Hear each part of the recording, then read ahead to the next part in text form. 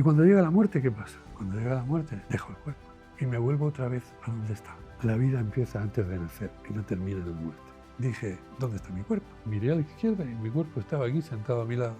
Cuando nacemos, adquirimos un cuerpo físico para poder interactuar aquí, en lo que yo llamo la universidad de la vida. Una universidad peculiar. Es la única que conozco, que no tiene las asignaturas preestablecidas.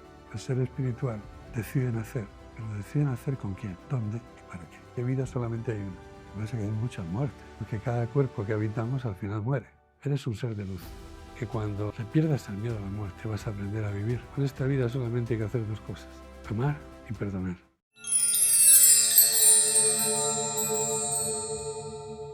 Hoy en El Rincón hablamos de lo que sucede después de la muerte. ¿Y si la muerte no fuera el final, sino solo un cambio de estado? ¿Y si un médico pudiera contarte lo que hay después? El doctor López hoy nos va a explicar su experiencia cercana a la muerte y cómo esto le cambió su visión sobre la vida, sobre la muerte y sobre la ciencia. Él es un experto en terapia regresiva y hoy tenemos muchísimos temas de los que hablar. Es un placer enorme darle la bienvenida al doctor.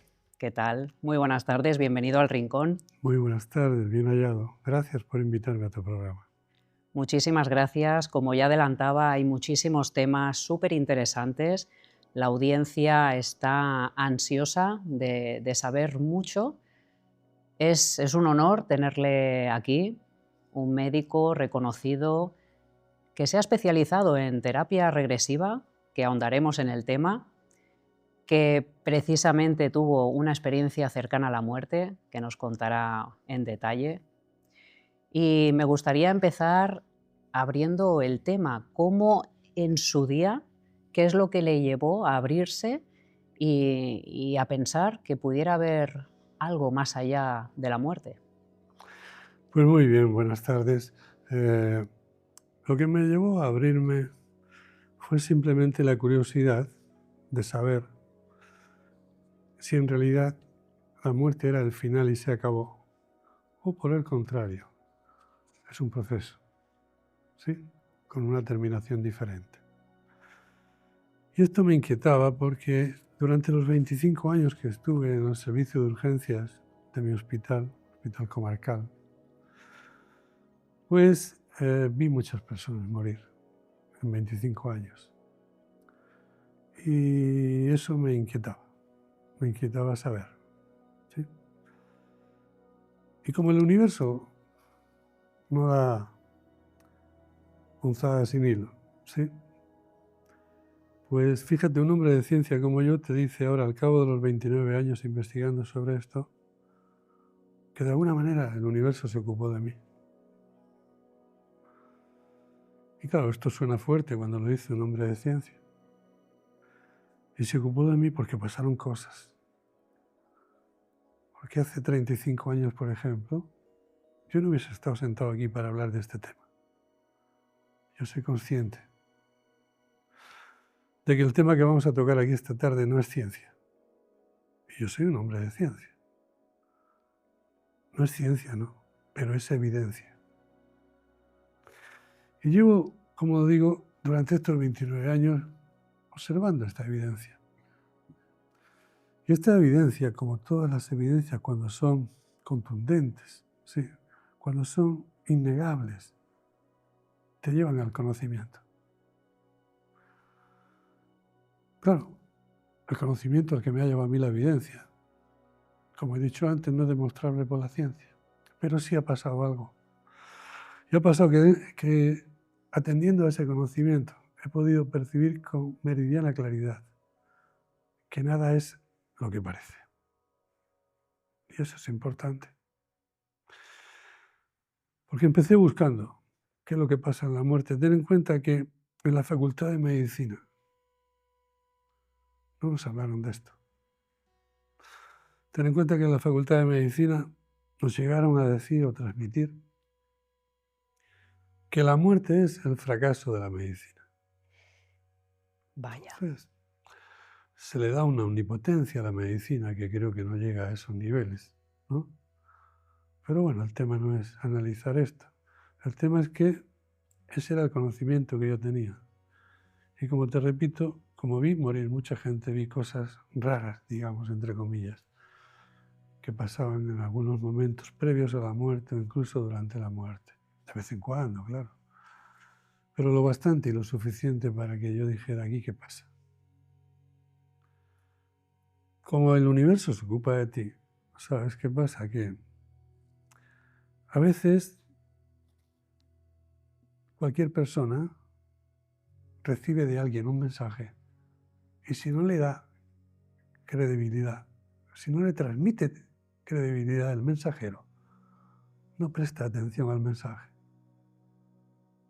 Sobre todo si el mensaje que te está dando te mueve los pies del suelo, te hace sentir miedo.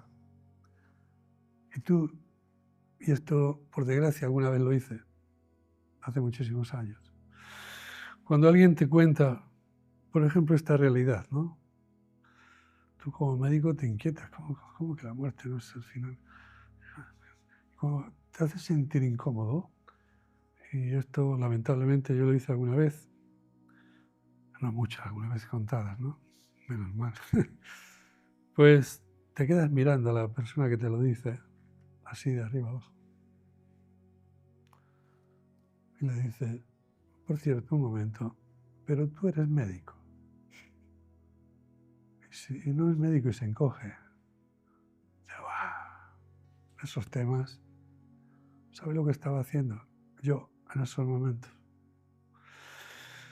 Pues con la capa de la arrogancia estaba intentando tapar mi ignorancia. Y eso es lo que yo estaba haciendo. Hasta que, como el universo se ocupa de ti, un buen día de Navidad del año 1997, me puso delante, ¿sí?, un mensajero que a mí me daba crédito y que o sí no me quedaba otra que escucharle. Ese mensajero aquella noche, día de Navidad, venía con su señora y yo iba con mi esposa también. Nos encontramos de frente en una calle en Cartagena y me dice, después de felicitar la Navidad, lógicamente, que es lo suyo en ese día, me dice, por cierto, tú que eres médico, ¿tú sabes que la muerte no es el final? Yo cuando escuché aquello, no me quedaba otra que escucharlo, porque me daba crédito. Te estoy hablando de una persona, amigo de mi padre, un empresario de muchísimo éxito a nivel nacional e internacional, y que yo pues, pensaba con aquella cabeza que yo tenía entonces, aquel cerebro, ¿no?, de que ese señor, con ese éxito en sus negocios, pues se dedica a sus finanzas, a sus operaciones. Yo no me esperaba de él esto. Cuando vio que me quedé turbado, porque yo pensé en ese momento, no sé, Navidad, pero este igual se ha tomado alguna copa. No. Después, al paso de los años, con la gran amistad que hicimos, y ahora hablo en futuro porque él ya desencarnó, él ya murió, pues comprobé que era un hombre que no bebía nunca. Pero cuando él me vio turbado, se dirigió a mí y me dijo por segunda vez, te he dicho que si tú sabes que la muerte no es el final. Yo no sabía qué hacer. Yo intenté articular algunas palabras y ni eso podía. Y en ese momento me dijo, toma, este libro es para ti. Llevaba un libro en la mano. ¿Tú crees que es normal un día de Navidad que alguien se pase por Cartagena o por la ciudad que fuera, ¿no?, con su señora, con un libro en la mano? ¿Verdad que no? Estaba preparado para usted. Sí, eso es algo que lo hablamos posteriormente en los muchos encuentros que tuvimos y los dos analizamos aquella noche. Primero, nosotros, donde vivimos por el camino más corto al centro de Cartagena, son 10 minutos o 12 andando, ¿no? Y extrañamente aquella noche tomamos el camino más largo. Entrábamos por el norte de Cartagena. Y al entrar por aquella calle, él venía de frente con su mujer. ¿Y sabes qué me contó él? Cuando salí de mi casa, porque después supe que es un estudioso de estos temas, era un sabio de estos temas, ese señor, ¿sí?, mi gran amigo, Francisco Blázquez, era un estudioso. Y aunque era empresario y se dedicaba a las finanzas, tenía una biblioteca enorme sobre estos temas. Y conocía y sabía. Pero él me dijo, fíjate que aquella noche cuando íbamos a salir de casa a la calle, de pronto algo me dijo, agarra ese libro, se lo tienes que dar a alguien. Yo no tenía ni idea a quién se lo tenía que dar. Y cuando te vi venir con tu mujer, dije, ya sé, el libro es para este. Bueno, como resultado de aquello me leí el libro rápidamente y hablaba ya de terapia regresiva, ese libro, pero una terapia regresiva limitada, que contemplaba solo la terapia regresiva desde el vientre materno hasta el momento actual. Y decía que las vidas pasadas no existen. Así empecé yo esto. Y gracias a mi amigo Paco Blázquez ha sido un camino en el que me he encontrado una persona con la que ahora ya discuto menos con él, ¿no? Pero en los primeros años discutíamos todos los días. Ese era yo. Ese era mi cerebro cartesiano, médico cartesiano, que solo admitía la ciencia. Sí, y mi alma, que me estaba diciendo, abre los ojos, que aquí hay mucho más. Le enfrentó su amigo con esa realidad. Me enfrenté conmigo mismo en el trayecto, no ya en el momento. En aquel momento dije, bueno, a ver esto qué es, ¿no?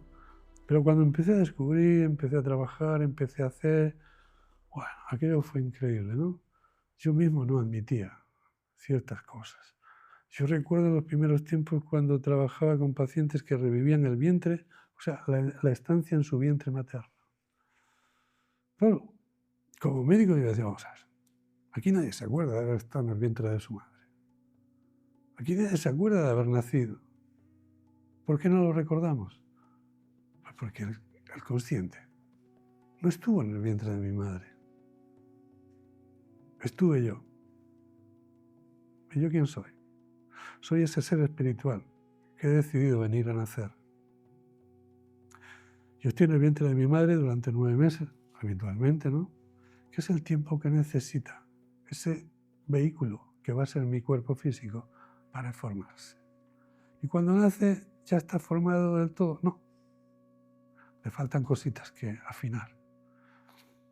Y en esas cositas se contempla lo que son las áreas de la memoria. Las áreas de la memoria que están en los lóbulos temporales. Ahí está el cuerpo calloso, la amígdala, en fin. ¿Y qué pasa en esas áreas? Pues justo ahí en esas áreas es donde el consciente deposita o guarda las experiencias que vive. Y no guarda las que no vive, evidentemente. Por eso no recuerdo haber estado en el vientre materno. Pero tampoco recuerdo qué ocurrió cuando me estuvieron operando. Últimamente, en diciembre, ¿no? Con el aneurisma de arteria femoral que tuve, ¿no? Cuando me estuvieron operando, yo no recuerdo qué pasó. Me lo tienen que contar. Es lo mismo que me dijo mi consciente cuando un día yo le pregunté y le dije, oye, ¿qué es la vida? Y me dijo, Juan, ¿qué pregunta? ¿La vida es esto? ¿Pero cómo que es esto? Sí, esto que vives en el día a día, esto es la vida. Y yo, oye, ¿cuándo empezó mi vida? Tu vida empezó cuando estuviste en el vientre de tu madre. ¿Sabes qué le pregunté? ¿Qué pasó en el vientre de mi madre? Y me dijo, ¿sabes qué? Yo no lo sé. ¿Pero cómo que tú no lo sabes? No, a mí me lo han contado. Pues en la intervención a mí me pasa igual. Mi consciente no sabe qué pasó, porque no estuvo en la experiencia y no lo tiene guardado en la memoria. Pero en cambio, yo empecé a descubrir ahí, con total extrañeza para mí, que aquellas pacientes, digo aquellas porque eran mujeres al principio, porque las mujeres cuando ven una cosa así se atreven antes que los hombres. Y las estuve acompañando y revivían toda la experiencia en el vientre de su madre, con todo detalle. O sea, estoy hablando de una experiencia que esa experiencia te puede llevar a veces 1 hora y pico de terapia o 2, porque vamos detalle por detalle. ¿Qué pasó? ¿Qué pasó en el primer mes, en las 4 semanas, las 8 semanas, primer mes? En fin, eso es todo un proceso, ¿no? Pero lo llamativo es que en aquel tiempo yo me di cuenta que tenía que cumplir uno de los 3 pilares que para mí se fundamentan en toda investigación, que es la experimentación. La observación ya la estaba haciendo, pero me faltaba la experimentación y la comprobación. ¿Y cómo lo hago yo para experimentar? Pues dije, yo tengo que ser paciente. No puedo seguir, tengo que ir a que a mí me hagan esta terapia. Porque yo empecé en base a lo que me enseñó el autor de aquel libro que me regaló mi amigo. Y en un cursillo de 4 días nos enseñó una técnica y tal, y yo utilizando esa técnica, ya digo, mis pacientes entraban. Pero claro, había que ir a Madrid a ser paciente. Yo fui a la fuente en la que había estado, ¿no? Y cuando fui a Madrid, pues resulta que yo cambié mis guardias de urgencias de tal manera que me dejé libres 10 martes seguidos. Y en eso, cuando llegaba el martes, yo agarraba el coche a las 6 de la mañana y me iba de Cartagena a Madrid, 450 kilómetros. Me ponía en la camilla. No era igual que la técnica que después me enseñaron a mí, ¿no? En esa técnica, cuando tú cerrabas los ojos, te conectaban un despertador, un cronómetro. Un despertador de esos grandes con las 2 campanas y el martillo en medio, ¿no? Y a la hora sonaba. Y te pillara donde te pillara en la experiencia, ahí se había terminado. Claro, eso no es así. Después, cuando ya aprendí esto, como Dios manda, digamos, ¿no? ¿Y por qué no es así? Pues mira, porque si te acabo de decir hace un momento que esto es la terapia del alma, y como veremos a lo largo de esta charla, para el alma no existe el tiempo ni el espacio, no sería congruente que para el terapeuta del alma exista el tiempo. Si tú te pones ahí, yo te acompaño en regresión, sé cuándo vamos a empezar y sé también cuándo vamos a terminar, cuando se cierre y se solucione todo lo que salga. Nos lleve 1 hora, o nos lleve 2, o nos lleve 3. Porque para el terapeuta del alma tampoco puede existir el tiempo-espacio cuando está trabajando. ¿Sí? Entonces, pues, por ese camino iba yo, ¿no? Y fui... ¿Eso hace cuántos años? Eso fue en el año 98. O sea que hace 27 años. No, 98, 2, 27 años ya hace, de aquello. Que empezó con esa curiosidad. Claro, yo he empezado ya antes más, con esto, pero ya en el 98... No, eso fue en el 90... Sí, en el 98 fue, sí. Entonces, ¿qué pasa? Bueno, pues pasa lo que pasa. Que yo ya iba haciendo terapia, pero yo no iba, no entraba. Y eso se solucionó, sí, se solucionó, porque al año siguiente, me parece recordar, yo no recuerdo bien, el año siguiente fue cuando por fin me encontré esta técnica que me enseñaron. Pero claro, esta técnica que me enseñaron, cuando me la enseñaron yo ya sabía que lo de la vida pasada no existe, no es correcto. Las vidas pasadas existen. O mejor dicho, experiencias en vidas pasadas. ¿Sí? Las experiencias en vidas pasadas existen. ¿Sí? Porque vida solamente hay una. Porque a lo largo de estos 29 años ese conocimiento, te dije que me ha enseñado, me ha mostrado que nada es lo que parece. Entonces, vida solamente hay una. Pero el consciente está equivocado. El consciente dice que vida es esto que estamos teniendo. Para nuestro alma, sí, además de esta vida, sí, hay otras sin solucionar, que están inacabadas, que ahora hablaremos, ¿no? Entonces, ¿qué es lo que pasa? Que para nuestra alma hay vidas simultáneas, están activas, porque esta está activa y las que están sin solucionar están activas también. ¿Me comprendes? Y ese es el tema, ¿sí? Estos temas, a veces yo creo que los conceptos o las palabras, Sí. ¿no? Cuesta muchas veces como esa comprensión o de digerir también el mensaje.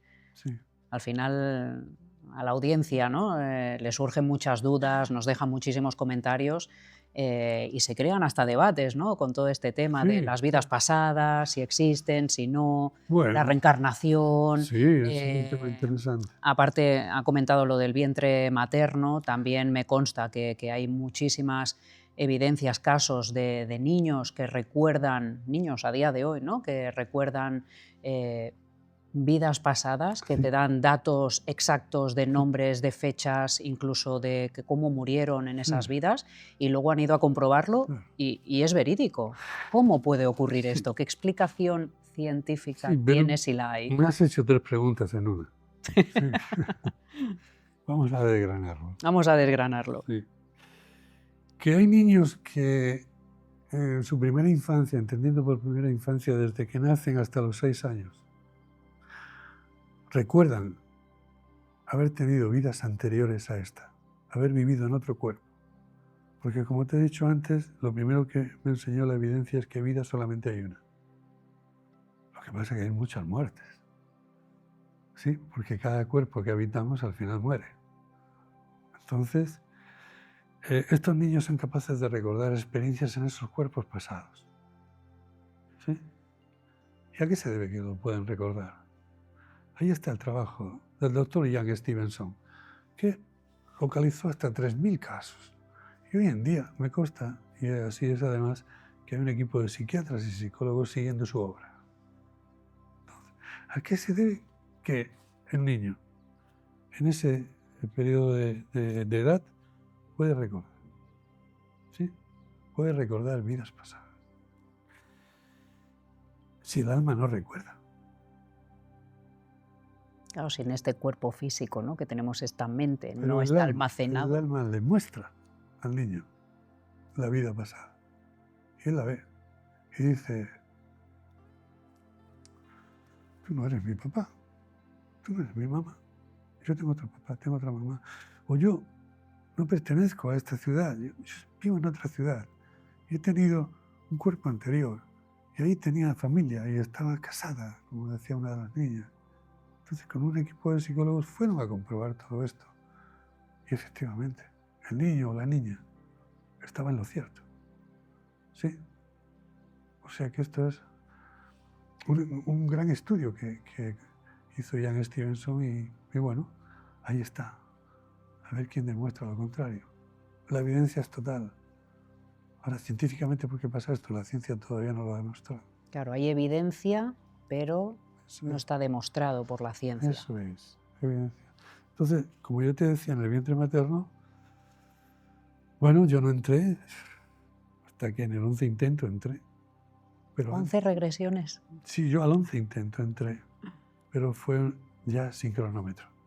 Fue con esta técnica que desde entonces conocí y sigo desarrollando.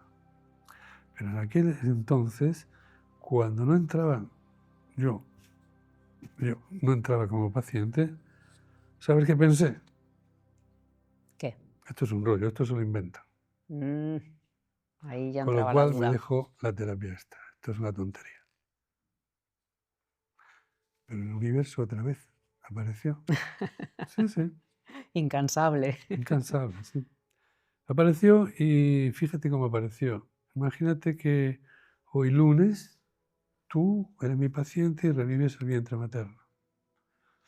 Yo ya estaba con la actitud de que te lo estabas inventando, con lo cual presto más atención. Me dice esto y lo otro, y el médico le dice a mi madre, y mi madre se lo dice a mi padre tal, y mi padre le dice esto a mi madre, y me lo cuenta todo lo que pasa en esos 9 meses. Claro, yo lo tenía aquí, lo tenía fresco.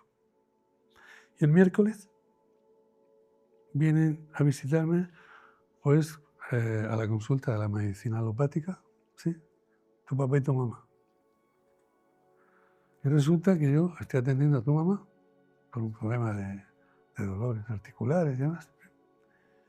Y cuando estoy escribiéndole el tratamiento, yo estoy en mi mesa mirando lo que escribo. Tu mamá resulta que es una persona súper sociable, súper agradable y le gusta, bueno, interactuar con los profesionales, sobre todo los sanitarios. Me refiero a que es la clásica persona que tú le estás escribiendo el tratamiento y ella te está diciendo, oh, pues pues sabe usted que ayer, hay que ver lo que llovió ayer, ¿eh? Me han dicho que para el jueves va a haber más lluvia. El tema es así. El caso es interactuar con él. Y cuando ella estaba ahí, yo le dije, yo pensé, ¿no? Escribiendo, digo, ahora me voy a demostrar a mí mismo que lo de su hija se lo ha inventado su hija. Con lo cual estoy en lo cierto de dejar esta tontería de terapia.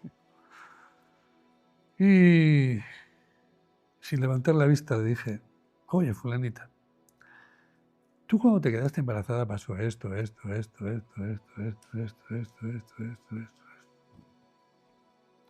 conté la mayor parte de lo que me había contado su hija. Cuando yo terminé y firmé aquello, levanté la vista y yo esperaba encontrarme 2 personas, porque el marido estaba también, que me dijeran, pero ¿esto qué rollo es? ¿Esto qué es? Porque ella, lo que provocó que yo hiciera esto fue que como le gustaba interactuar, me dijo, hay que ver, porque su hija era la 3ª vez que hacía sesión conmigo, dice, hay que ver lo bien que está nuestra hija con esa terapia rara que usted le hace. Y yo dije, esta es la mía, aquí. Y entonces fue cuando empecé a decirme. Claro, cuando yo levanto la vista espero encontrarme 2 personas que me digan, pero ¿esto qué rollo es? Y para sorpresa mía me encontré 2 seres humanos, con los ojos así de abiertos, mirándome fijamente. Y me quedo mirándola y me dice ella, ¿y usted cómo sabe esto? Yo me tuve que resetear rápidamente. Le daría como un vuelco, ¿no? Es decir, Sí, ¡guau! sí, me tuve que resetear ya. Y decirle, pues hombre, lo sé, pues gracias a esa terapia rara que le hago. Pero para mí fue, sí, una evidencia tremenda. O sea, aquella mujer, sin saberlo, me estaba diciendo, lo que está usted observando es cierto. ¿Sabes qué hice? A partir de entonces, pues procuré que cuando venía un paciente y había la posibilidad de que su mamá le acompañara, lo sentaba delante de su hijo, cuando revivía en el vientre materno. Y pude observar cómo en muchísimos, bueno, en todos los casos que vinieron, las madres empezaban a emocionarse, y cuando terminaban me decía alguna, y dice, ¿cómo es posible que mi hijo, que mi hija se acuerde de esto y de esto y de esto? Si de eso yo ya no me acordaba. Claro, pero Con era lo la cual, manera de tener sí, testigos de que la claro. terapia estaba Entonces, funcionando. ¿qué pasó? Que ahí estaba comprobando. Y ahí fue cuando ya llegué a la determinación de que no, tengo que seguir. Esto es cierto. Esto no es ninguna quimera, esto no se lo están inventando. Esto es cierto. Y ahí seguí. Y luego vino. Y luego vino lo que vino. Sí. Las Luego señales de la vida siguieron. sí, ten en cuenta que estoy en el momento de que, bueno, esto es cierto, pero las vidas pasadas no existen. Hasta que aquella noche llegó aquella paciente, que yo ya intentaba darle el alta porque el motivo de su consulta había quedado resuelto por un problema que tuvo, una experiencia traumática que tuvo en el vientre de su madre. Y gracias a eso se resolvió el motivo de su consulta. O sea, había una evidencia clínica de que estaba resuelto, aunque esa terapia fue muy entendible, porque, bueno, se quedó embarazada, soltera su mamá. Estoy hablando del año 2003, esta terapia, y la paciente tiene 53, le quitas 53 años al 2003, y bueno, pues te metes en los años 50. ¿Y qué pasaba allí? Pues que se había quedado su mamá embarazada, soltera, y socialmente estaba mal visto, en un pueblo de Murcia. Y bueno, pues el padre y demás familiares fueron en busca del autor de los hechos y lo localizaron en Barcelona. Y entonces le dijeron, en aquellos tiempos esto funcionaba así, o te casas con mi hija o te mato. El otro se casó. O sea, Hombre, entre las dos opciones. era un figura, pero Sí, todo el todo no era, ¿no? El caso es que se casó y le dio una vida malísima a esta mujer. Buah. Entonces, lo que tú no entiendes es que tiene 53, su madre 84, y te dice, es que no soporto a mi madre, cuando han estado toda la vida juntas, viviendo juntas. Porque el otro no daba ni golpe. Y además las dejó, las abandonó prontamente, ¿no? Cuando era una niña esta. Y su madre, fregando escaleras y limpiando casas, la sacó adelante, le pudo estudiar una carrera. Y bueno, cuando yo la vi, era una empresaria con su negocio en Murcia y demás, ¿no? Bien, ¿esto qué quiere decir? Pues que yo le di el alta. Vete a casa. Me dice, ¿cómo que me vaya a casa? Digo, sí. Pero yo cuando vengo aquí, estoy trabajando contigo, yo es que me voy muy, muy contenta, muy relajada, muy feliz a mi casa. Hoy, encantada con la regresión.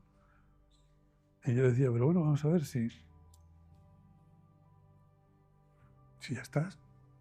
Es como si tú vas al hospital y se te opera la apendicitis y vuelves otra vez. Oiga, que el apéndice ya te la quité, ¿no? Pues no obstante, pues accedí. El universo. El universo. Accedí. ¿Qué pasó entonces? Pues para hacerlo corto,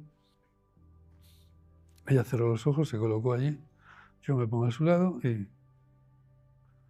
en ese momento pienso, digo, pero ¿cómo he estado yo para acceder a darle cita otra vez? ¿Ahora qué le digo? Era mi lío conmigo. Y le dije, bueno, retrocede al vientre materno. Claro, el vientre materno ya estaba solucionado, el hecho traumático, ¿no? La vivencia traumática, y por ahí se paseó como perico por su casa. Si vale la expresión, ¿no? ¿Sabe lo que quiere decir, no? Estaba muy a gusto. Estaba en su salsa. Pero de pronto estaba así, con los ojos cerrados, y gira, hace un gesto con la cabeza así, como si ha visto algo. Claro, a mí me llama la atención aquello. Digo, ¿qué está pasando? Y me dice la buena señora, estoy muerto. A mí se me fue un susto. Porque un médico de urgencia no soporta oír que un enfermo crítico diga que me muero. Porque como diga que me muero, se muere. Entonces yo vi aquello, me puse en guardia. Me puse en alerta, la miré, las uñas, la coloración, los labios. Yo pensé, ¿esto qué rollo es? ¿Esto qué rollo es? Y le dije, ¿querrás decir muerta? Dice, he dicho que estoy muerto. Digo, pues no entiendo nada, explícame esto. Dice, es muy fácil, porque además entraba con una facilidad en regresión, una cosa. Dice, es muy fácil, mira, soy un niño, tengo 10 años, voy vestido de marinerito y estoy flotando boca abajo en el mar. Porque ha habido un naufragio. Y me he ahogado. ¿No? Y yo que no sabía qué decir, le dije, pues, no sé, pues, nota de sociedad. O le dije, ¿pero estáis todos ahogados? Dice, no.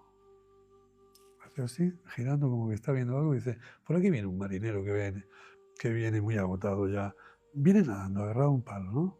Dice, pero este se muere, está muy agotado ya. Digo, bueno, pues mira, pues todos ahogados. Yo no sabía qué decir más. Y de pronto se me ocurrió, oye, retrocede 2 días antes de esto. Bueno, es el año 1600, pero todo con esta fluidez. Ese año 1640, somos de Marsella, estamos aquí en el puerto, nos vamos a ir de viaje en un barco, porque resulta que mi papá se dedica al negocio de las especias, etcétera, etcétera. Total, que yo estuve a punto de decirle, mira, abre los ojos y déjate de historias, porque me estás asustando. Ostras. Porque ya empieza a sentir el miedo que pueda sentir un profesional que está sintiendo que algo se le va de las manos. Sí. ¿Me entiendes ese miedo? Sí. Total que, para no hacer larga la historia, tengo que confesar que lejos de decirle abre los ojos, me puso la carnada para que yo picara. Mi curiosidad picara. Y mi afán de demostrar, porque yo al lado de ella, cuando me dijo esto, yo dije, bueno, esto es inventado.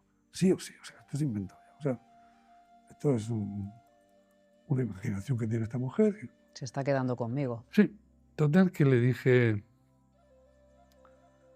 o sea, cuando me dice, yo es que nos vamos en un barco, como debido a mis ancestros, mi abuelo, pescador y demás, la afición a la mar es total y bueno, entiendo un poco de esto, ¿no? Pues yo enseguida feché un barco, se va a viajar, Marsella, 1640. Oye, ¿cuántos mástiles tiene el barco? Dice 3. Y yo empecé a pensar, bueno, pues esto posiblemente es una goleta de la época aquella, Yo sé el aparejo de esos barcos, me lo sé de memoria, y estuve 2 horas preguntándole por las maniobras, el tipo de velas, con el afán de, o sea, yo pensaba, a esta hora aquí la pillo. Le voy a demostrar que esto es una fantasía de ella. Pero mi gozo en un pozo, porque conforme le iba preguntando, ella iba contestando correctamente todo. Incluso al final tengo que confesar que le hice preguntas trampa. Y ella me decía, Juanjo, esto no es como tú dices. Aquí no hay lo que tú dices. Esto es así, así, así. Me daba la explicación correcta. Yo ya tiré la toalla y le dije, bueno, ¿qué te parece si me dices tu papá y tu mamá dónde están? Dice, están en la cubierta del barco. Hace un día de sol espléndido. Están hablando con el capitán del barco.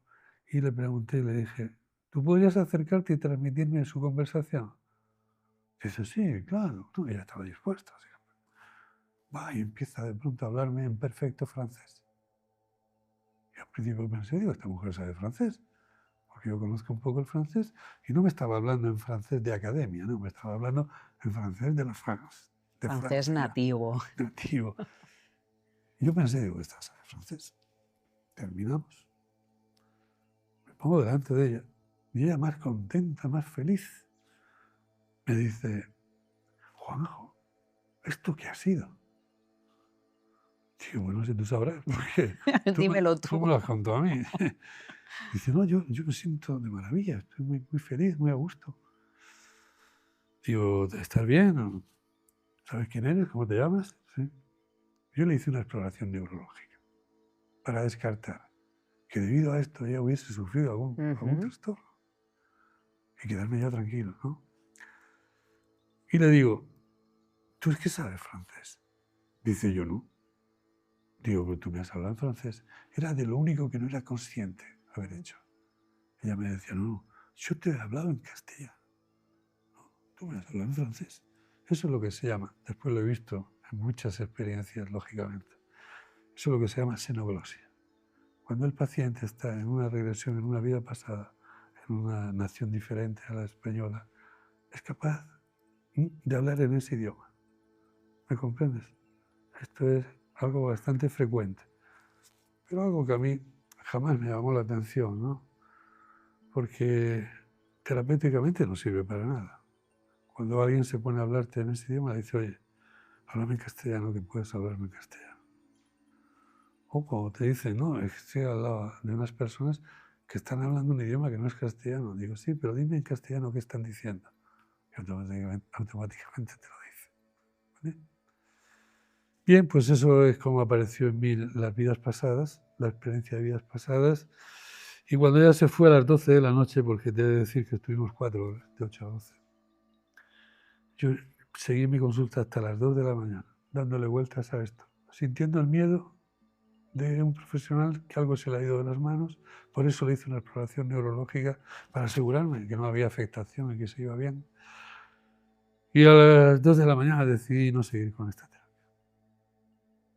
No, digo, no, esto se ha acabado aquí. Y a los 3 días, mi esposa me dice que de los libros de texto de las niñas falta, no sé si eran 1 o 2, que hay que ir a buscarlos a otra papelería. Fuimos a esa papelería.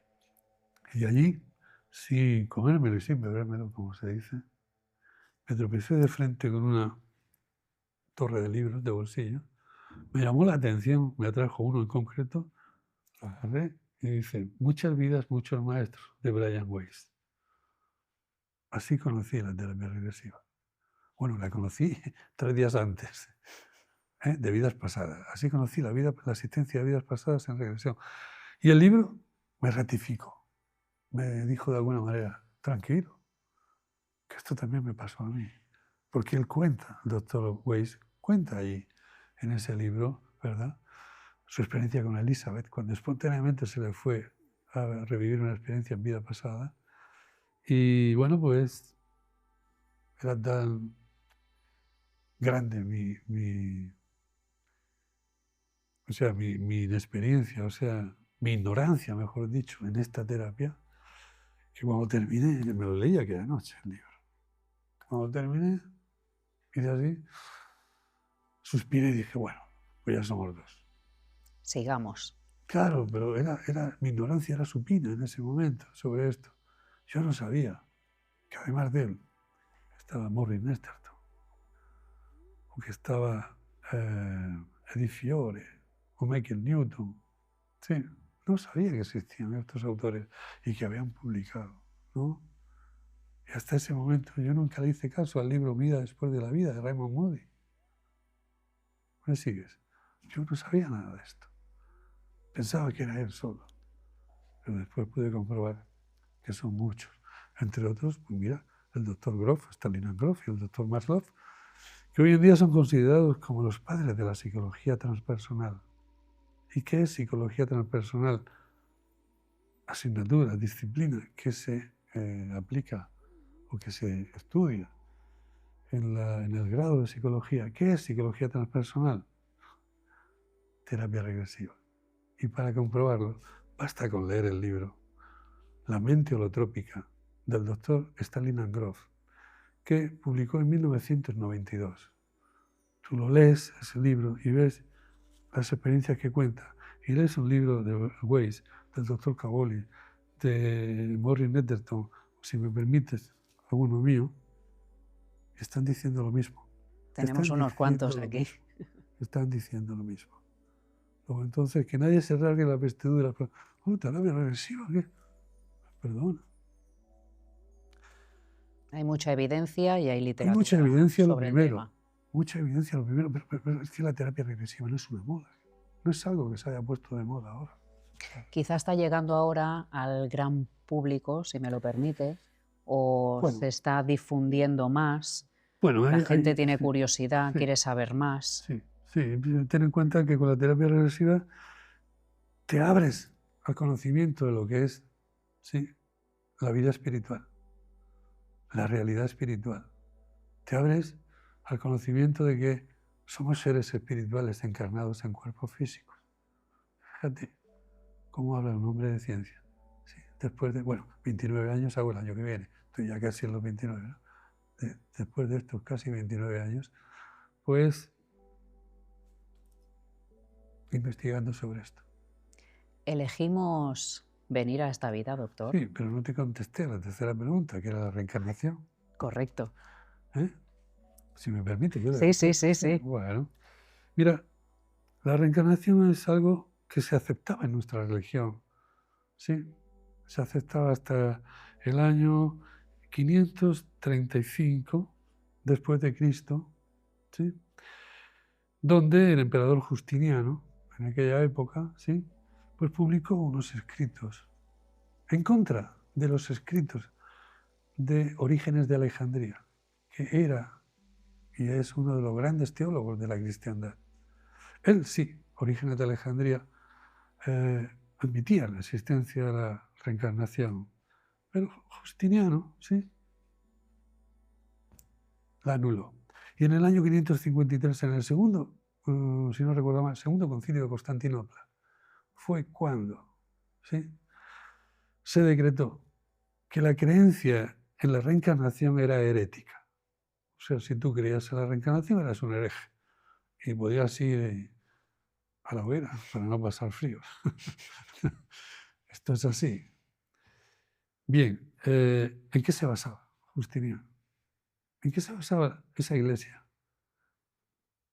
Porque claro, Justiniano era el emperador, pero la iglesia estaba de acuerdo con el gobierno. Pues se basaban en lo siguiente, decían, es que si hubiésemos tenido vidas pasadas, las recordaríamos. Y eso es imposible. No se sabía en esa época. ¿A qué se debe? Que es imposible. No, pero en esa época había lo mismo que hay ahora. Lo que pasa es que se ve que no se dieron cuenta de esto, ¿no? Solamente, como yo te decía antes, las áreas de la memoria. Ahí guarda el consciente las experiencias que vive. O sea, yo no recuerdo haber estado en el vientre de mi madre, no. ¿Por qué? Pues no lo recuerdo porque mi consciente no estuvo. Pero yo he estado. Y yo puedo saber qué pasó. Todos hemos estado ahí. Sí. Yo puedo saber qué pasó en el vientre de mi madre, sí. ¿De qué manera? En terapia regresiva. Porque en terapia regresiva, que es la terapia del alma. Mi alma conciencia, que es el ser que realmente soy, me va a mostrar qué ha pasado ahí. Mi alma no va a recordar, mi alma no recuerda. El ser que yo soy, alma, conciencia, mente, me va a mostrar qué pasó en el vientre materno. Claro, cuando me lo muestra en regresión, como en regresión, para que sea efectiva la terapia, el paciente tiene que estar consciente, sí o sí. El consciente es testigo de lo que el alma está mostrando. A partir de ahí lo hace suya. A partir de ahí ya voy a recordar siempre qué pasó cuando estuve en el vientre de mi madre. Porque ella lo recuerda el consciente. Claro, porque ya lo vive el consciente. Lo vive. Y al vivirlo lo guarda en las áreas de la memoria. Entonces, ¿qué pasa con la vida pasada? ¿Por qué no recuerdo? Esto es más fácil todavía. No recuerdo haber tenido una vida pasada. ¿Debido a qué? En esa vida pasada, que llamamos vida pasada, que en realidad es una experiencia dentro de la vida, pero bueno, llamamos vida pasada. En esa vida pasada tuve un cuerpo diferente a este. Imagínate que la encuadramos en el siglo XVI. ¿Vale? Vale. ¿Qué pasó? Pues viví en ese cuerpo una serie de experiencias. Cuando llegó la muerte se murió el cuerpo y yo me llevé conmigo la información. Y me llevé conmigo todos los disturbios emocionales sin resolver que ocurrieron ahí. Son vidas inacabadas, inconclusas. ¿Por qué? Porque todavía hay cosas que arreglar en esas vidas, en esas experiencias de vida. Entonces, ¿ahora dónde estoy yo? Con toda esa información. Yo, el alma conciencia. ¿Sí? ¿Dónde estoy? Estoy en este cuerpo del siglo XXI. Y esto que traigo de allí está activo. No está en absoluto. No está en activo. Está latente ahí. Ahora, si con eso aquí, con esa información aquí, esos disturbios emocionales sin resolver, yo vivo una experiencia ahora en este cuerpo similar a la que en su origen provocó esto se activa.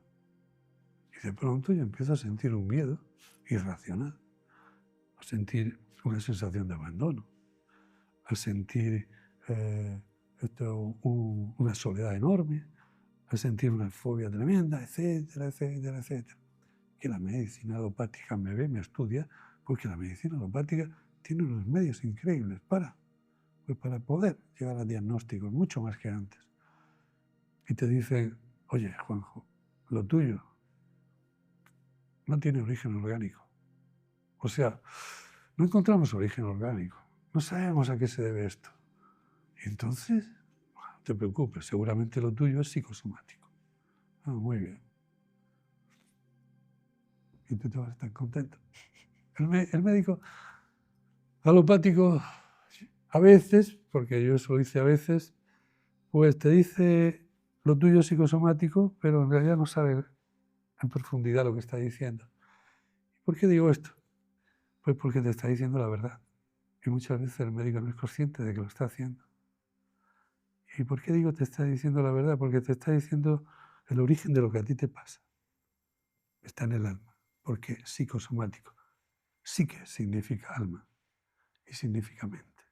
Te estoy diciendo que el origen de ese miedo que tú tienes, de esa fobia que tú tienes, de esa sensación de abandono, está en tu alma. ¿Y qué quiere decir eso? Porque tu alma lo tiene latente, porque en un cuerpo anterior ha vivido una época, ha vivido una experiencia en la que sintió mucho miedo o que se sintió abandonado. Y ahora has tenido una experiencia similar a la que en su origen le provocó esto, por eso lo estás sintiendo otra vez. Lo que hace el cuerpo es reaccionar. No, lo que hace el alma es activarse y decir esto es lo que tengo que arreglar. Esto es lo que tengo que arreglar. O sea, en regresión, nadie va a ningún sitio. Pero el paciente sale de la consulta y dice, tuve una experiencia de regresión que estaba en el tiempo de los romanos, o en Egipto, o en el siglo XVII. Y yo le digo, no te moviste del diván. Hombre, que yo he estado. No. ¿Qué es lo que pasa? Que como está, tiene que estar consciente. Sí. Pues lo que pasa es que su consciente, que tiene su cultura, cuando el alma le muestra la experiencia de vida que está todavía inacabada, con cosas por resolver, él le pone fecha, porque el consciente enseguida te etiqueta tiempo-espacio. Porque para el consciente es fundamental, imprescindible, su referencia constante con el tiempo y con el espacio. Pero en cambio el alma, para el alma no hay tiempo-espacio. Es la gran diferencia. Por eso el consciente, o para el consciente mejor dicho, hay antes, ahora y después. Hay pasado, presente y futuro. Pero para el ser que realmente somos, el alma conciencia, no hay pasado. Y no hay pasado porque para el alma conciencia el pasado existió cuando fue presente, porque ella siempre está en su eterno presente. O sea, el ser que realmente somos siempre estamos en nuestro eterno presente. Entonces no hay pasado. Hubo pasado, sí, cuando fue presente, y habrá futuro cuando sea presente. Pero lo importante es estar aquí, centrado en lo que ha venido a hacer. Porque hemos dicho que el ser espiritual decide nacer, pero decide nacer ¿con quién? ¿Dónde y para qué? Y esto lo decide. ¿Todo forma parte ya de un plan Sí, preestablecido? sí, porque verás, vida solamente hay una. Tú imagínate, un círculo ahora, por poner el límite, que es una utopía poner límites a esto, pero imagínate, para entender, un círculo y esto es la vida, solamente esa vida. Lo que pasa es que de vez en cuando encarnamos en cuerpos. Entonces, esa vida tiene dos puntos de inflexión, uno es el nacimiento y otro es la muerte. ¿En qué se diferencia? En dos cosas. Cuando nacemos, adquirimos un cuerpo físico para poder interactuar aquí, en lo que yo llamo la universidad de la vida. Una universidad peculiar. Es la única que conozco, que no tiene las asignaturas preestablecidas. No, antes de venir a ella, tú ya elegiste Tus las asignaturas. experiencias que vienes a vivir. Las asignaturas, muy bien. Entonces, ¿qué pasa? Que aquí tomas un cuerpo.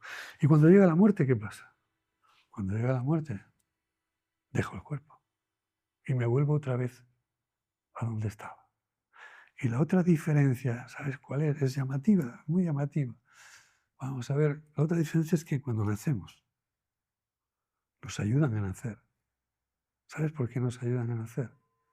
Porque el ser humano sabe en qué consiste el proceso del nacimiento. Hay ginecólogos, matronas. Está la abuela de la tribu que sabe lo que es parir y te va a ayudar a nacer. Pero en cambio, cuando llegamos a la muerte, no nos ayudan a morir. ¿A qué se debe? A que el ser humano desconoce en qué consiste el proceso de la muerte. Y el ser humano tiene miedo a todo lo que no conoce. Porque el tratamiento al miedo es simplemente adquirir el conocimiento. Y se acabó el miedo. Pero bueno, tienen una cosa en común, los dos, el nacimiento y la muerte. ¿Sabes qué cosa tienen en común? Que siempre que nacemos y morimos, siempre, siempre, se alegran los mismos. ¿Quién se alegró cuando tú naciste? Tu papá y tu mamá se alegraron. Tu padrino y tu madrina. Tu abuelo y tu abuela, ni decir. Va pasando el tiempo.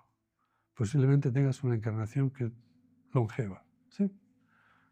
En esa longevidad, por ley natural, desaparecerán los abuelos, el padrino, incluso el papá y la mamá. Cuando tú estés ahí en el momento de la muerte, ellos te van a estar esperando. Ellos se van a alegrar de recibirte en el otro plano. Y tú vas a decir esto. Sí, estamos aquí. Que la muerte no es el final. Esto es así. Son muchos los pacientes que cuando están en el momento de la muerte, lo que llamamos la experiencia perimuerte, conectan con sus familiares. Son muchos. Yo lo he podido ver. Pero claro, para que ellos te lo cuenten, tienes que transmitirles que tú eres el interlocutor válido. Si no, no te lo cuentan. No les gusta quedar como locos en los últimos momentos de su vida, de su existencia. Entonces, esa es la gran...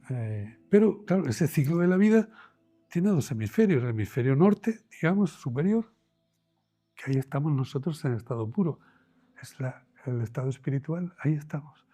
Y el inferior, donde también estamos, pero utilizando un cuerpo físico para poder interactuar. ¿Sí? Así que ese momento de la muerte es como otro nacimiento.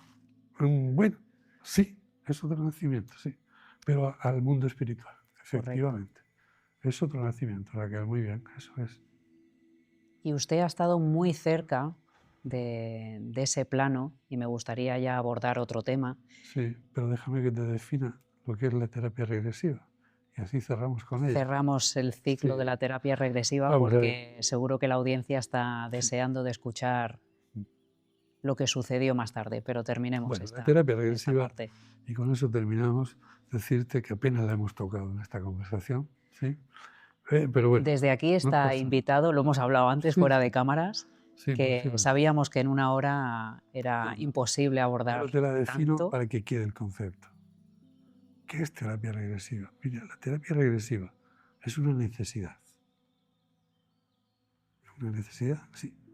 Una necesidad que surge como consecuencia de que el ser humano, sí, al conectar con una emoción, con una sensación o con un síntoma cuyo origen desconoce, es capaz de estar en estado expandido de conciencia.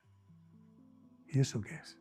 El estado expandido de conciencia es una capacidad, sí, es una capacidad que tenemos todos, absolutamente todos los seres humanos. ¿Y qué nos ofrece esa capacidad? Pues mira, gracias a esa capacidad de estar en estado expandido de conciencia, somos capaces de estar en dos presentes simultáneamente.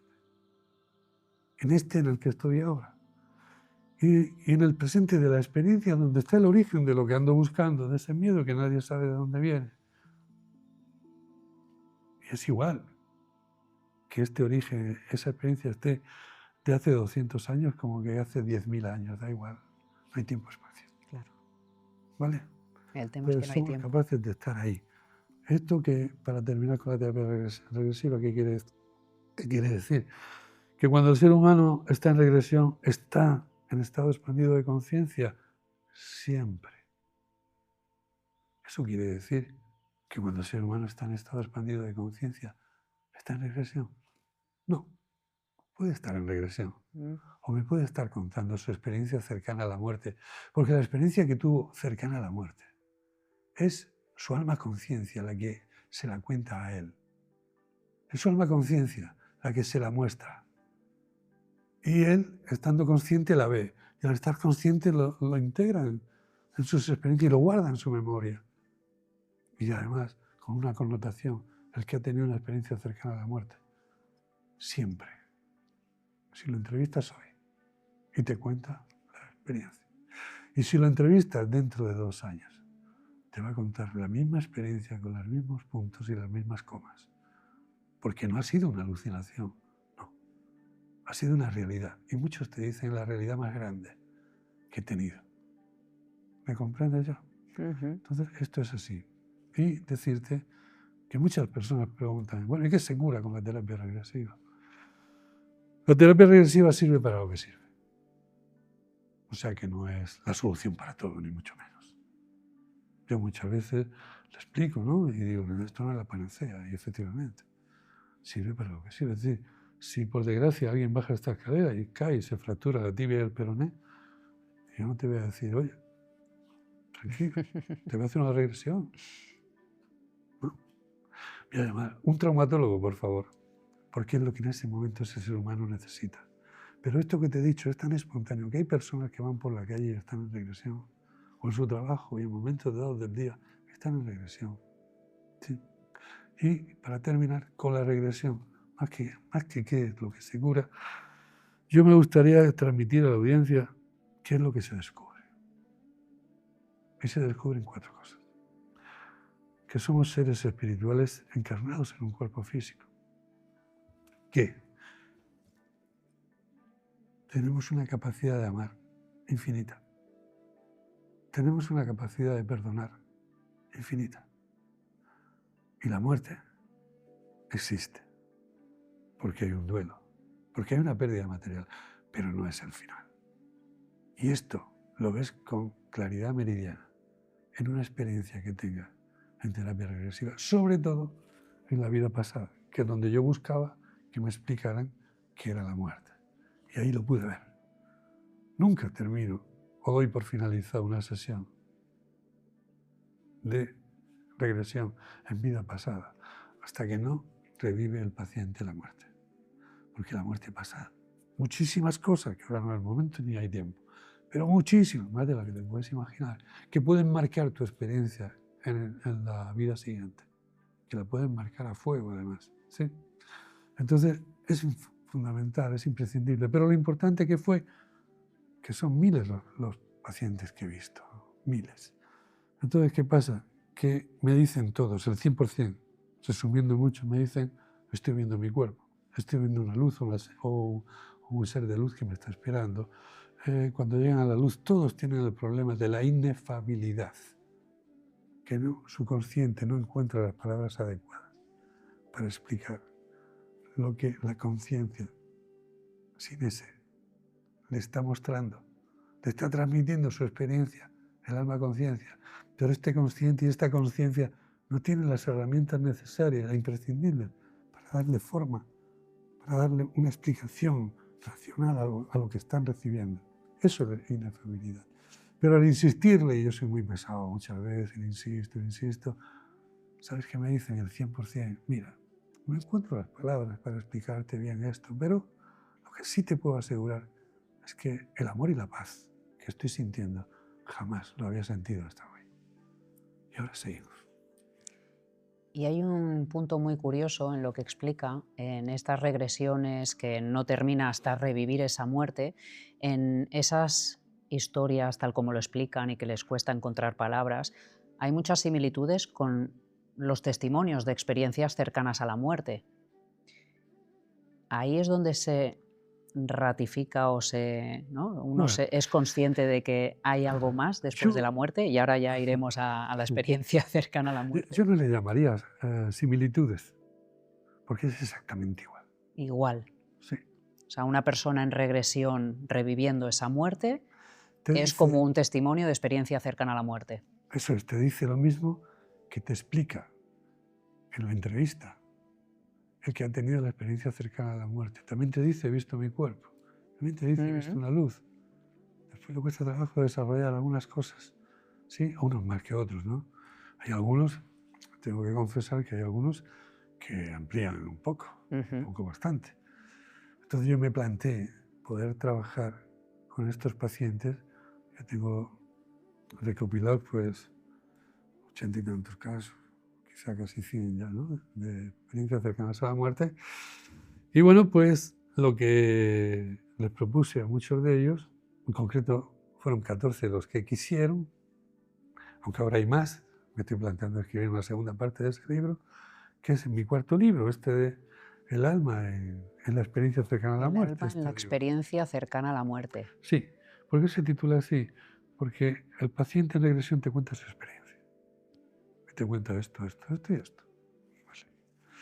Pero cuando entra en regresión, el alma, conciencia, o sea, el ser que realmente es, se vacía. Te explica eso, por supuesto, pero amplía muchos más detalles.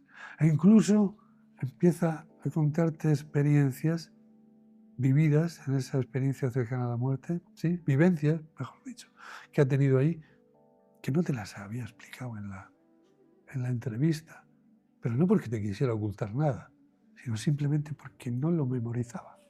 Claro. Y algunos han descubierto toda su experiencia, cuando lo único que sabían, el accidente de tráfico, un coche, lo único que recuerdo, me decía una chica que viene aquí en el libro, un coche rojo que nos adelanta por la derecha y cuando abro los ojos estoy en el hospital.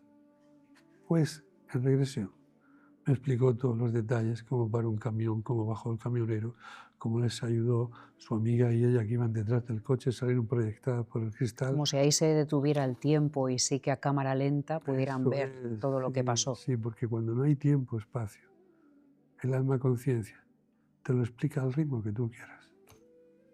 Y te lo explica con todo detalle. ¿Sí? Y ella me contó esto, ¿no? Vio como su cuerpo estaba en el suelo, con vida todavía.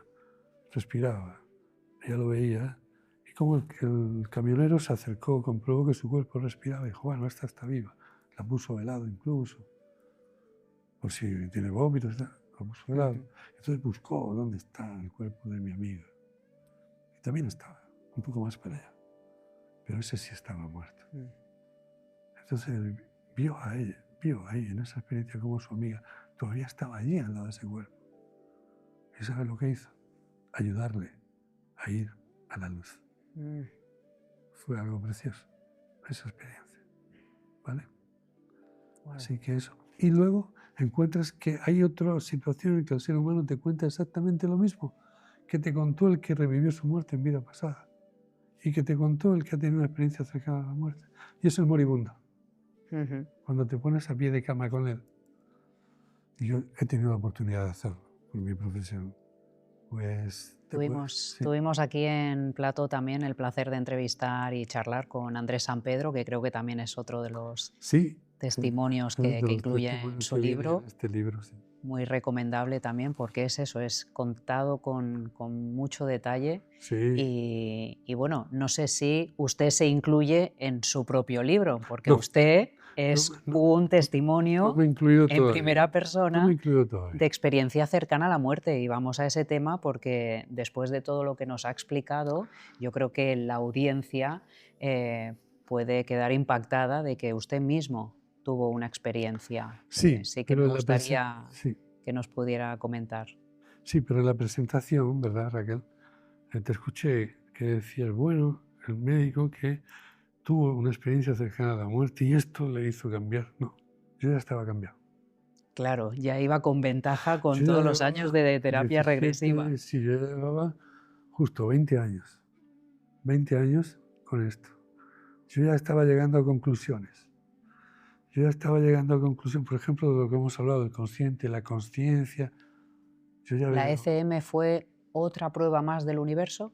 No, fue un regalo. Fue un regalo. Fue un regalo del universo. Porque en esa ECM el regalo consistió en que me permitieron ver con toda claridad, me permitieron interactuar con mi consciencia, con ese, y mi conciencia sin ese, y ver la diferencia entre las dos, ¿sí? Y ver que esta es limitada y esta no tiene límites, ¿sí? Y ver que esta es muy lenta. Y esto es, no sé si alguna vez la velocidad de la luz, yo creo que cuando somos conciencia, a la luz le adelantamos por la izquierda, le pedimos paso. La velocidad es increíble. Pero a la vez, la lentitud con lo que tú puedes ver algo es también increíble. Fue un poquito más larga, ¿no? La ECM, pero lo principal de la ECM, si quieres, cuando mi compañero me agarra de los brazos y me dice, detrás de ti tienes un sillón, siéntate, no tengas miedo. Yo tenía disartria en ese momento. Disartria es, para aclarar un poco a la audiencia, es cuando tienes un ictus, pues como que la lengua la tienes muy pesada, ¿no? Como si estuviese bebido, vaya, como si estuviese borracho, ¿no? Y yo le decía a él, pues porque él me dijo, ¿qué te pasa? ¿Qué te pasa? Digo, que me está dando una trombosis. Porque hablabas así. Y yo ya me escuché. Hasta entonces no me había escuchado. O yo vine un poco de lejos, desde el punto que me dio hasta urgencia. Y él cuando me dijo, siéntate en el sillón, pues me senté en el sillón. Lo primero que hice, sí, es que como llevaba el lado derecho sano y llevaba el móvil en el bolsillo derecho de la bata, lo agarré, marqué el número para llamar a mi mujer. Se puso, sí, extrañamente lo cogió a la primera, pero en este caso lo cogió a la primera, digo, porque a veces tiene que sonar varias veces, no, lo cogió a la primera, parecía que tenía el móvil en la mano. Y me dice, hola, ¿qué pasa? Y le dije, a duras penas podía hablar ya, y le dije, trombosis cerebral, urgencias. Ella ya se puso en marcha. Cuando ya me quedo atento, delante de mí tengo al compañero que me ha recibido y dos más. Y se ponen delante de mí y el primero le explicaba a los otros dos, fíjate lo que tiene, la desviación de la comisura, la parálisis facial, la hemiparesia del brazo izquierdo, de la pierna izquierda, fíjate. Oh, ya. Y yo los veo nerviosos. Y en ese momento le digo, dirigiéndome a ellos, oye, no poneros nerviosos, que de esta salgo yo. Oye, qué alegría me dio, me escuchaba bien. Ya no tenía disartria, pero ellos seguían igual. Entonces me quedo así. Y les repito lo mismo, con la misma claridad para mí. Y veo que ellos siguen igual. Entonces, gracias al conocimiento que tengo sobre esto, me di cuenta. Me di cuenta que les estaba hablando desde el alma. Y con el conocimiento que tengo sabía que para que me escuchen me tengo que hablar a través del cuerpo. Con lo cual dije, ¿dónde está mi cuerpo? Y miré a la izquierda y mi cuerpo estaba aquí sentado a mi lado. Y en ese momento hice un movimiento más o menos como este, que nunca lo olvidaré. Me hice hacia atrás y me incorporé al cuerpo. O sea, estaba fuera Sí, de su estaba cuerpo. fuera del cuerpo. ¿Cómo se percibía en ese momento? No, yo me vi mi cuerpo y me vi yo. Como dos cuerpos. Sí, este es más denso. Ujú. Yo era mucho más ligero. Vale. Este es mucho más denso. Entonces hice así y me incorporé al cuerpo. Porque yo sabía que tenía que hablarles a través del cuerpo. Y fue cuando le dije ahí, bueno, cuando intenté decirle lo mismo que le había dicho, que no se pusieran nerviosos. Y cuando intenté hablar ahí, pues descubrí que ya no hablaba. No. Solamente cuando hacía el esfuerzo de hablar, soplaba así. Y este soplar así es lo que se conoce en medicina. Por lo menos nosotros ahí en urgencias así lo conocíamos, como el signo del fumador de pipa. Y cuando el signo del fumador de pipa aparece en un ictus, quiere decir que el ictus es grave. Sea hemorrágico o no sea hemorrágico, es grave. Con esa información de mi conciencia, me salgo otra vez. Y ya estoy en modo conciencia, ¿sí? Y ahí lo que pasa, que te cuento ahora inmediatamente, es algo que te quiero explicar, y es que la única manera que tengo de explicártelo es contándote una cosa primero y luego la otra. Son tres. Pero eso pasó a la vez. Eso no pasó como yo te lo voy a explicar. Vale. Es Eso como se pasó puede explicar. simultáneamente, pero no hay otra forma de explicarlo. Claro. Cuando yo salgo con esa información que mi conciencia le da a mi conciencia, digo, bueno, pues esto ya como conciencia. Digo, bueno, pues si es hemorrágico, yo pensando esto, ¿no? Si es hemorrágico, pues me quedan 4 o 5 minutos. Bueno, no pasa nada. Si ha llegado el momento de irme, pues no pasa nada. Me voy y ya está. Cuando aceptas que te vas a morir, uy, la paz que sientes en ese momento, la paz que en ese momento te invade, eso sí que es inefable. Eso sí que no hay palabras para poder expresar cómo es esa paz. Pero es una sensación increíble. Pero al poco de aceptarlo, yo preparado para marcharme, de pronto reacciono. Digo, un momento, yo no me puedo ir todavía. Vamos a ver, yo he venido aquí ¿a qué? ¿A hacer qué? A expandir este conocimiento. Si apenas lo he expandido. Yo no, yo me tengo que quedar, tengo que escribir más libros, tengo que atender entrevistas, acudir a congresos, etcétera, etcétera. Pero claro, mi cuerpo tiene que estar sano. Cuando yo estoy teniendo esa conversación conmigo, a la vez estoy mirando a la derecha, y aquí a mi derecha hay un ser muy luminoso, de 1,75 m aproximadamente de estatura, pelo castaño, los ojos claros, casi azulitos, ¿sí? Y me está mirando, y entonces hace así con la mano un gesto con su mano, por delante de mí hace... Y al hacer esto me muestra, ¿sí?, experiencias vividas por mí en momentos de experiencias vividas por mí en esta encarnación a lo largo de esta vida que tengo aquí ahora, ¿no? Pero a esta velocidad. ¿Y cuál es la sorpresa? Que yo soy capaz de verlo con total tranquilidad y lentitud. Yo soy más rápido que él. Yo, como ser, como alma, conciencia, tengo más velocidad que él. Es la única manera que te puedo explicar esto. Porque él hizo así, y si tú a mí ahora me haces así, digo, y me dices, ¿te has dado cuenta? Digo, ¿de cuenta? No he visto nada. No, allí sí, allí lo vi todo. Y él me dijo, ¿lo has visto? Digo, sí. Dice, bueno, pues nada de eso es importante. Solamente son experiencias que has venido a vivir, que has venido a aprender de ellas. ¿Vale? Y a la vez siento detrás de mí una presencia increíble. Ese ser tenía que ser enorme de grande. Pero te digo una cosa, me estoy ahora mismo tengo la piel de gallina, ¿no? Porque cuando me acuerdo de él siempre me pasa igual. Te digo una cosa, la energía que aquel ser proyectaba, eso es, o sea, no te puedo describir esto. Yo ahora mismo te estoy hablando, acordándome de él, y si me quito la camisa ves que estoy con piel de gallina. ¿Sí? ¿Qué me dice en ese momento? Ya sabes que es todo a la vez. Yo estoy diciendo me tengo que quedar y tal, igual. Y me dice, tú decides. Cuando yo escuché, tú decides, es como si esas dos palabras de ese ser hubiesen despertado en mí mi realidad. ¿Mi realidad qué es? Soy un ser espiritual, encarnado. ¿Y eso qué quiere decir? Quiere decir que tengo el poder. ¿De qué? De todo.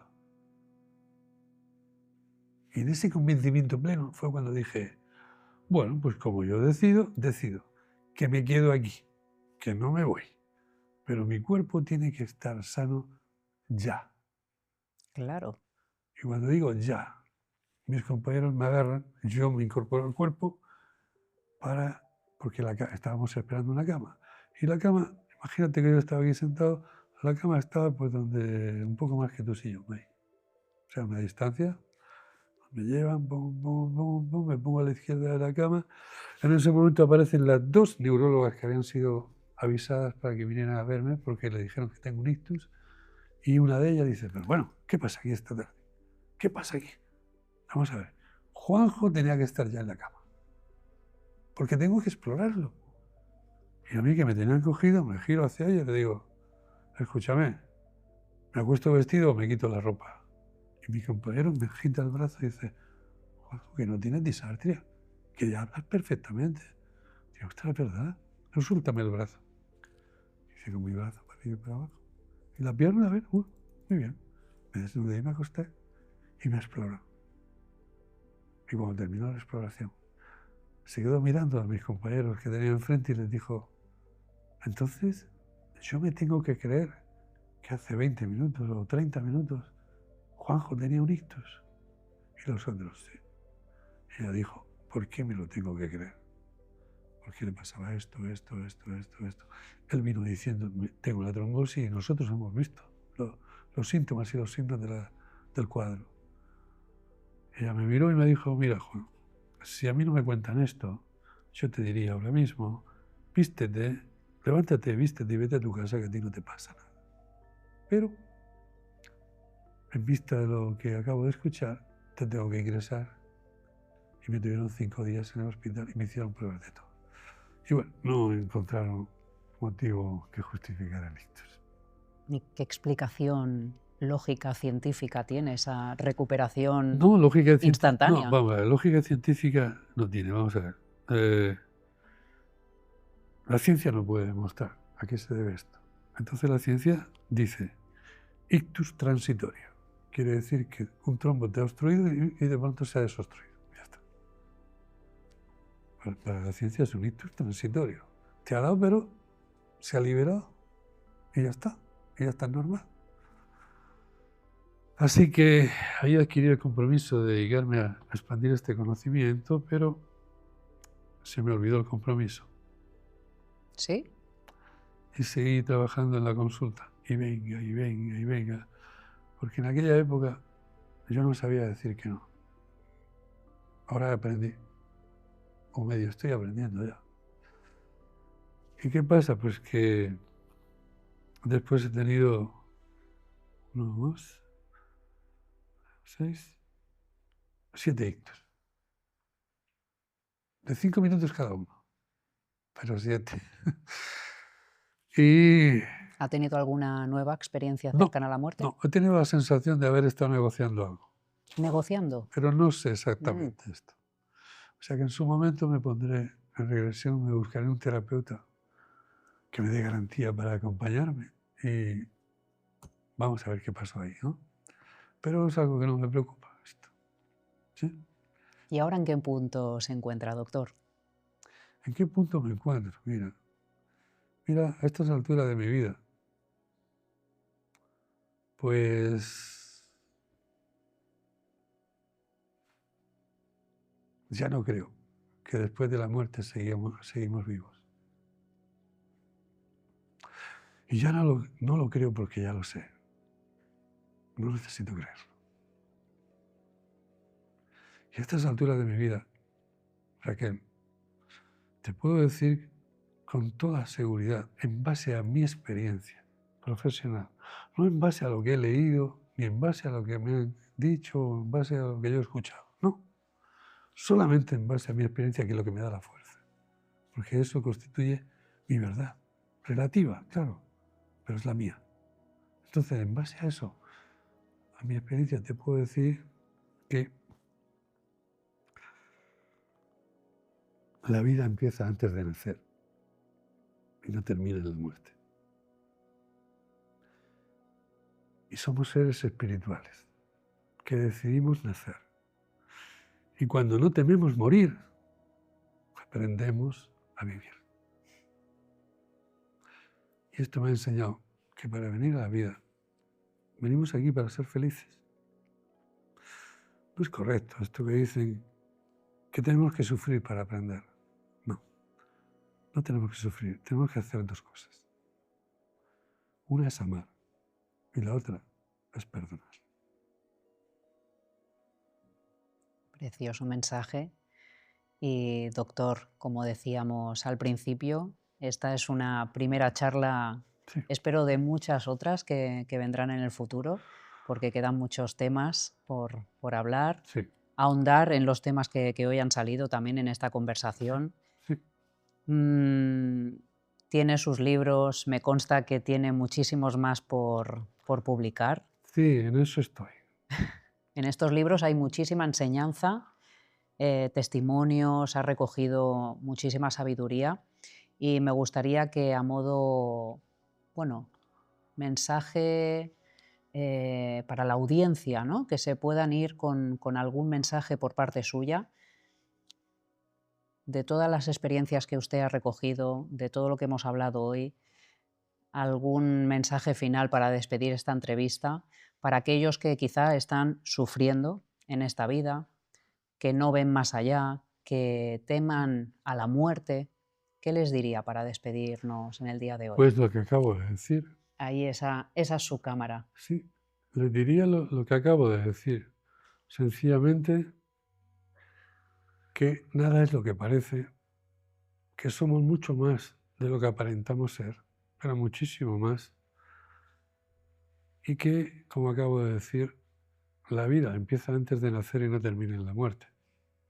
Porque aunque cueste trabajo creerlo, sí, eres un ser de luz. Que cuando decidiste nacer y cuando le pierdas el miedo a la muerte, vas a aprender a vivir. Y no te esfuerces en buscar. En esta vida solamente hay que hacer dos cosas: amar y perdonar. Así de fácil y así de difícil. Porque sí, a ese que estás pensando, sí, a ese también lo tienes que amar y perdonar. Muchas gracias. Muchísimas gracias, doctor. Un placer. Nos vemos próximamente aquí en El Rincón. Sí, será un placer volver. Muchísimas gracias y gracias a la audiencia. Como siempre, nos vemos en el próximo programa. Hasta pronto. Chao.